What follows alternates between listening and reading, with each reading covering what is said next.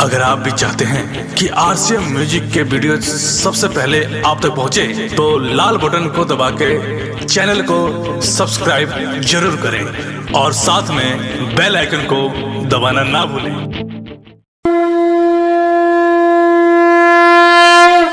बोला बोला शंकर भगवान की।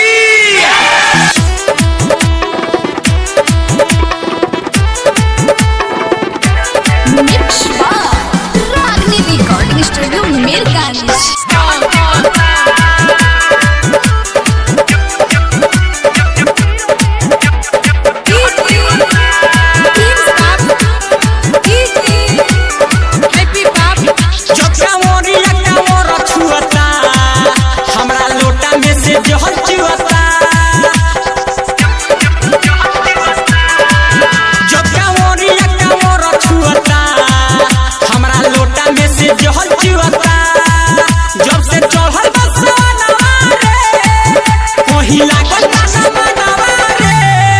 देवघर जाए खातिर दिल रोता, हमरा लोटा में से जल चुअता।